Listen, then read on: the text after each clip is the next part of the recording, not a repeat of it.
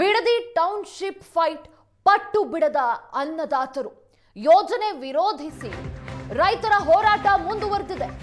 ರಾಜಕೀಯ ಪ್ರೇರಿತ ಎಂದಿದ್ದ ಸರ್ಕಾರಕ್ಕೆ ತಿರುಗೇಟನ್ನ ಕೊಡೋಕೆ ಸಿದ್ಧತೆಯಾಗ್ತಾ ಇದೆ.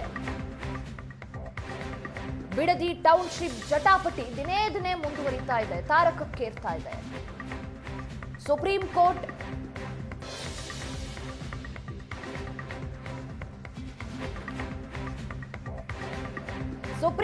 ನಿವೃತ್ತ ನ್ಯಾಯಾಧೀಶರ ನೇತೃತ್ವದಲ್ಲಿ ಸಾರ್ವಜನಿಕವಾಗಿ ವಿಚಾರಣೆ ನಡೆಯುತ್ತೆ. ಜೂನ್ 23ರಂದು ವಿ ಗೋಪಾಲಗೌಡ ನೇತೃತ್ವದಲ್ಲಿ ಸಾರ್ವಜನಿಕ ವಿಚಾರಣೆ. ರೈತರಿಂದ ಅಹವಾಲನ್ನ ಸ್ವೀಕರಿಸಿ ಯೋಜನೆ ಬಗ್ಗೆ ಅಭಿಪ್ರಾಯವನ್ನ ಸಂಗ್ರಹಿಸಲಿದ್ದಾರೆ. ಇದೇ ಜುಲೈ 23ನೇ ತಾರೀಕು ರೈತರ ದಾಖಲಾತಿ ಆಕ್ಷೇಪವನ್ನ ಸ್ವೀಕಾರ ಮಾಡಿ ವರದಿಯನ್ನ ತಯಾರಿಸ್ತಾರೆ. ಬೈರಮಂಗಲ ಗ್ರಾಮದಲ್ಲಿ ಸಾರ್ವಜನಿಕ ವಿಚಾರಣೆ ನಡೆಯಲಿದ್ದು, ಈ ಮೂಲಕ ಯೋಜನೆ ವಿರುದ್ಧ ಇರೋ ರೈತರ ಹೋರಾಟ ತೀವ್ರವಾಗುತ್ತೆ. ಈಗ ಬಿಡದಿ ಭೂಕಿಚ್ಚು ದಿನೇ ದಿನೇ ಹೆಚ್ಚಾಗ್ತಾ ಇದೆ. ಒಂದು ಕಡೆ ರೈತರು ನಿರಂತರವಾಗಿ ಪ್ರತಿಭಟನೆಯನ್ನ ನಡೆಸ್ತಾ ಇದ್ದಾರೆ. 500ನೇ ದಿನಕ್ಕೆ ರೈತರ ಹೋರಾಟ ಇನ್ನೇನು ತಲುಪುತ್ತೆ. ಹಾಗೆ ಏನೆಲ್ಲ ಬೆಳವಣಿಗೆಗಳಾಗ್ತಾ ಇದೆ ಅನ್ನೋದನ್ನ ನಾವು ದಿನೇ ದಿನೇ ನೋಡ್ತಾ ಇದ್ದೇವೆ. ರೈತರು ಪೊರಕೆ ಒನಕೆಯನ್ನ ಇಟ್ಟು ಪೂಜೆ ಮಾಡಿ, ಇದೇ ನಮ್ಮ ಅಸ್ತ್ರ, ಇದರ ಮುಖಾಂತರವೇ ನಾವು ಪ್ರತಿಭಟನೆಯನ್ನ ಮಾಡ್ತೀವಿ. ಇಷ್ಟು ದಿನ ಬಹಳ ಮೌನವಾಗಿ ನಾವು ಪ್ರತಿಭಟನೆ ಮಾಡಿದ್ವಿ, ಮೌನವಾಗಿಯೇ ಸರ್ಕಾರಕ್ಕೆ ನಮ್ಮ ಅಹವಾಲನ್ನ ತಿಳಿಸ್ಲಿಕ್ಕೆ ಪ್ರಯತ್ನ ಪಟ್ವಿ. ಆದ್ರೂ ಕೂಡ ಸರ್ಕಾರ ನಮ್ಮ ಅಹವಾಲುಗಳನ್ನ ಸ್ವೀಕರಿಸ್ತಾ ಇಲ್ಲ, ನಮ್ಮ ಪ್ರತಿಭಟನೆಗೆ ಸ್ಪಂದಿಸ್ತಾ ಇಲ್ಲ ಅನ್ನೋದಾಗಿ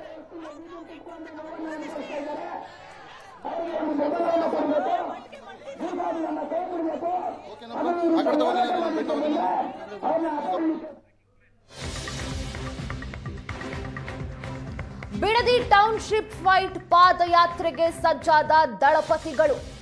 ಜುಲೈ 30, 31, ಆಗಸ್ಟ್ 1ರಂದು ಜೆಡಿಎಸ್ನಿಂದ ಬಿಡದಿ ಪಾದಯಾತ್ರೆ. ಬಿಡದಿ ಟೌನ್ಶಿಪ್ ವಿರೋಧಿಸಿ ಜೆಡಿಎಸ್ನಿಂದ ಪಾದಯಾತ್ರೆ ಇದೆ. ಪಾದಯಾತ್ರೆ ಮಾಡ್ತೀವಿ ಎಂದು ನಿನ್ನೆ ಬಿಜೆಪಿ ಘೋಷಿಸಿತ್ತು.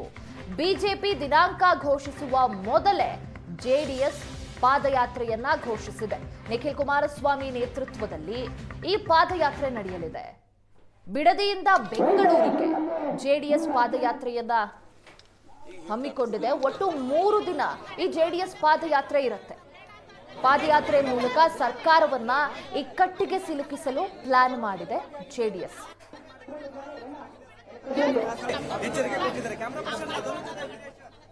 ಜನತಾದಳ ಪಕ್ಷದ ಕಡೆಯಿಂದ ಸ್ಟೇಟ್ ಎಲೆಕ್ಷನ್ ಕಮಿಷನ್ನ ಸಿಇಒ ಅವರಿಗೆ, ಅನುಭವ್ ಕುಮಾರ್ ಸರ್ಗೆ ಇವತ್ತು ಒಂದು ಪೆಟಿಷನ್ನ ಕೊಟ್ಟಿದ್ದೇವೆ.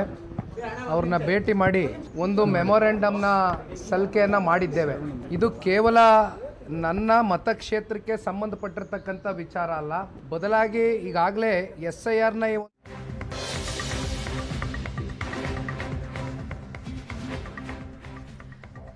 ಈಗ ಈ ಬಿಡದಿ ಟೌನ್ಶಿಪ್ ವಿಚಾರವಾಗಿ ಜೆಡಿಎಸ್ ನಿರಂತರವಾಗಿ ರೈತರ ಬೆಂಬಲದಲ್ಲಿತ್ತು. ಈಗ ಇದೇ ವಿಚಾರವಾಗಿ ಬಿಜೆಪಿ ಪಾದಯಾತ್ರೆಯನ್ನ ಅನೌನ್ಸ್ ಮಾಡಿತ್ತು. ನಿನ್ನೆ ಫ್ರೀಡಂ ಪಾರ್ಕ್ನಲ್ಲಿ ಪ್ರತಿಭಟನೆಯನ್ನ ಕೂಡ ನಡೆಸಿತ್ತು. ಬಿಜೆಪಿ ಡೇಟ್ ಅನ್ನ ನಿಗದಿ ಮಾಡೋಕ್ಕಿಂತ ಮುನ್ನವೇ ಜೆಡಿಎಸ್ ಪಾದಯಾತ್ರೆಯ ಅನೌನ್ಸ್ ಮಾಡಿದೆ.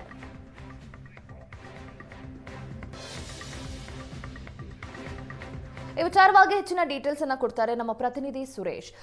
ಈಗ ನಿನ್ನೆಯಷ್ಟೇ ಬಿಜೆಪಿ ಕೂಡ ಪಾದಯಾತ್ರೆಯನ್ನ ಅನೌನ್ಸ್ ಮಾಡಿತ್ತು. ಅಷ್ಟೊತ್ತಿಗಾಗಲೇ ಈಗ ಜೆಡಿಎಸ್ ದಿನಾಂಕವನ್ನ ನಿಗದಿ ಮಾಡಿ ರೈತರ ಪರವಾಗಿ ಪಾದಯಾತ್ರೆಯನ್ನ ಹಮ್ಮಿಕೊಂಡಿದೆ. ಈ ಬಗ್ಗೆ ಹೆಚ್ಚಿನ ಡೀಟೇಲ್ಸ್ ಏನಿದೆ? ಈಗ ಬಿಡದಿಯ ಟೌನ್ಶಿಪ್ ಹೋರಾಟ ಏನಿದೆ ಅದನ್ನ ಮತ್ತೊಂದು ಹಂತಕ್ಕೆ ತೆಗೆದುಕೊಂಡು ಹೋಗೋದಕ್ಕೆ ಜೆಡಿಎಸ್ ಕೂಡ ಸಿದ್ಧತೆಯನ್ನ ಮಾಡಿಕೊಂಡಿದೆ. ಇನ್ನು ಕೆಲವೇ ಹೊತ್ತಿನಲ್ಲಿ ನಿಖಿಲ್ ಕುಮಾರಸ್ವಾಮಿ ಅವರು ಒಂದು ಸುದ್ದಿಗೋಷ್ಠಿಯನ್ನ ನಡೆಸಲಿದ್ದಾರೆ. ಆ ಸುದ್ದಿಗೋಷ್ಠಿಯಲ್ಲಿ ಮಾಹಿತಿಯನ್ನ ಕೂಡ ನೀಡಲಿದ್ದಾರೆ.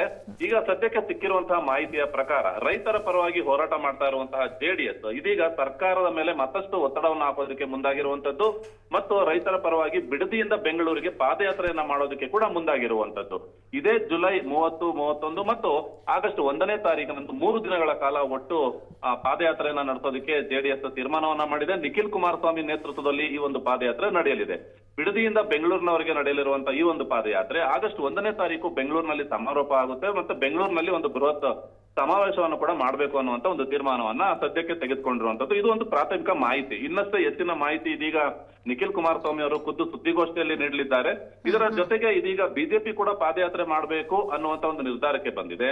ಬಿಜೆಪಿ ಮತ್ತೆ ಜೆಡಿಎಸ್ ಇಬ್ಬರೂ ಕೂಡ ಒಟ್ಟಾಗಿ ಚರ್ಚೆ ಮಾಡಿ ಇಬ್ಬರೂ ಕೂಡ ಒಟ್ಟಾಗಿ ಪಾದಯಾತ್ರೆಯನ್ನ ಮಾಡಬೇಕಾ ಅಥವಾ ಸಪರೇಟ್ ಆಗಿ ಪಾದಯಾತ್ರೆ ಮಾಡ್ಬೇಕಾ ಅನ್ನೋದ್ರ ಬಗ್ಗೆ ಇನ್ನಷ್ಟೇ ಚರ್ಚೆಗಳು ನಡೆಯಬೇಕಾಗಿದೆ.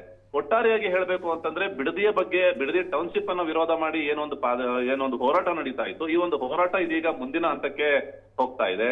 ದೊಡ್ಡ ದೊಡ್ಡ ನಾಯಕರು ಕೂಡ ಇದಕ್ಕೆ ಬೆಂಬಲವನ್ನ ಕೊಡ್ತಾ ಇದ್ದಾರೆ. ಆದ್ರೆ ಆರಂಭದಿಂದಲೂ ರೈತರ ಜೊತೆ ನಿಂತಿರುವಂತಹ ಜೆಡಿಎಸ್ ಇದೀಗ ಪಾದಯಾತ್ರೆಯನ್ನ ಮಾಡಬೇಕು ಅನ್ನುವಂತ ಒಂದು ತೀರ್ಮಾನಕ್ಕೆ ಕೂಡ ಬಂದಿರುವಂತದ್ದು. ಅಮೃತ. ಓಕೆ, ಧನ್ಯವಾದ ಸುರೇಶ್ ತಮ್ಮೆಲ್ಲ ಡೀಟೇಲ್ಸ್ಗಾಗಿ.